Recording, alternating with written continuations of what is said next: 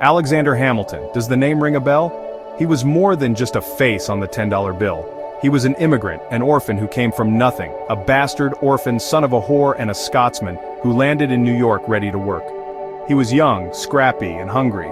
And he was, honestly, non-stop. Hamilton didn't just fight in the Revolution, he fought with his mind. He was George Washington's right-hand man, a wartime aide who saw the chaos up close. He saw soldiers without boots, without guns, without food. He knew that winning the war was only half the battle. The real fight was building a nation that could stand on its own 2 feet. This man was a wordsmith, a financial wizard with a quill for a sword. He wrote like he was running out of time because, well, he was. He saw a future for America that was big, bold, and powerful. He didn't just want a country, he wanted an empire of liberty and commerce. After the war, he became the first Secretary of the Treasury. This wasn't just some desk job, this was the hot seat. The country was broke, in debt, and a total mess. Everyone was looking at him to fix it. How do you build a nation from scratch? How do you pay your debts and make the world take you seriously? Hamilton had a plan. Imagine it's 1791. The United States is a toddler of a country, just a few years old. It's mostly farms, big sprawling farms. The economy is all about growing crops like tobacco and cotton and selling them to Europe. The old way of doing things, the agrarian ideal championed by men like Thomas Jefferson, was not enough. Jefferson saw America as a nation of virtuous, independent farmers. He feared that factories and cities would create poverty, corruption, and a dependent working class, just like in Europe. But Hamilton, the city boy, saw things differently. The big idea was to create a balanced economy, a symphony where agriculture and industry played in harmony. Hamilton's goal was to make America a global economic powerhouse, equal to the great nations of Europe. He envisioned a nation bustling with activity, with new inventions, new jobs, and new opportunities for its citizens. Think about making a pin. If one person does every single step, drawing the wire, cutting it, sharpening the point, adding the head, they might make a few pins a day. But if you break that job into 10 different steps, with 10 different people each doing one simple task over and over, you can make thousands of pins a day. Another key reason was the use of machinery. Hamilton was fascinated by the new technologies emerging in Europe, like the water-powered spinning mills. These machines could do the work of hundreds of people, tirelessly around the clock. He knew that if America could harness this power, it could leapfrog its economic development. It would turn raw materials like cotton and wool, which were worth relatively little, into finished textiles, which were worth much more. Hamilton also saw manufacturing as a way to create more jobs and opportunities for more people. They would provide employment for immigrants arriving in the cities. The first and most famous tool was the use of protective tariffs. A tariff is just a tax on imported goods. Hamilton proposed putting tariffs on manufactured goods coming from Europe. This would make them more expensive. As a result, American-made goods, which would not have the tax, would be cheaper and more attractive to consumers. He proposed that the government should give direct financial rewards, cash payments, to entrepreneurs who started new industries that were especially important for the country.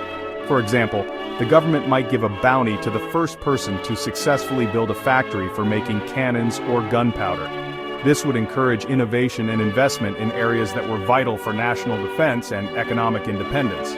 This meant building roads, canals, and improving rivers for navigation. A strong infrastructure network would tie the country together, creating a single, large domestic market that would fuel the growth of both agriculture and industry.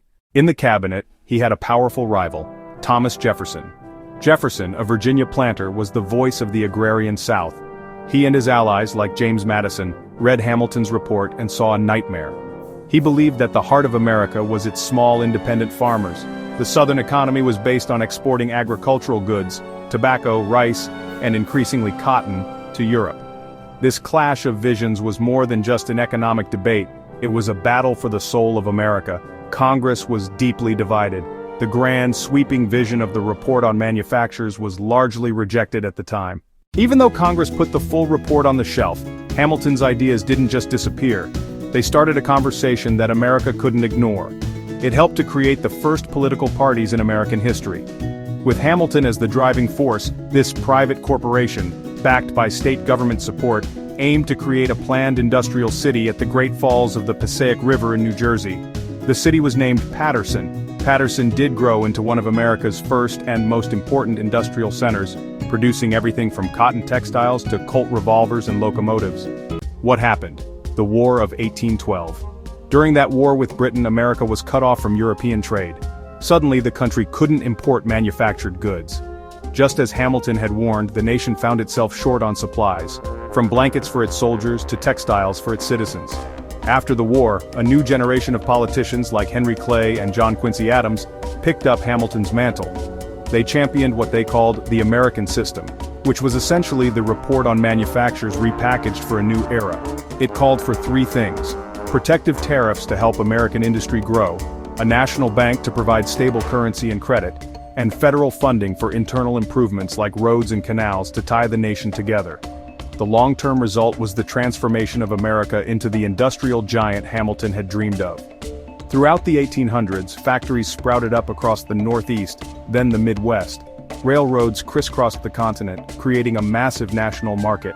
By the end of the century, the United States had surpassed Great Britain to become the world's leading industrial power. But its real story is written in the steel of our skyscrapers, the code of our software, and the global reach of our economy. The legacy of Hamilton's vision is the America we live in today. He understood that a nation's strength comes not from one source, but from many. Hamilton's core idea, that a nation must control its own economic destiny, is as relevant now as it was in 1791. In a world of global supply chains, international trade agreements, and fierce economic competition, countries are still grappling with the same questions. Hamilton's report gave America its first real answers to these questions. His belief in the partnership between government and private industry has shaped centuries of policy. From the construction of the Transcontinental Railroad in the 19th century to the development of the internet and the space race in the 20th, the American government has often played a key role in driving innovation and building the future. In the end, Alexander Hamilton was a builder. He saw 13 separate colonies and envisioned one united nation. He saw a fragile, farm-based economy and envisioned an industrial superpower. The report on manufactures was his architectural drawing for that future. It tells the story of a man who wrote his way out of obscurity and in the process wrote the opening chapter of America's economic story, a story that is still being written today on the foundation that he laid, and that is a legacy worth remembering.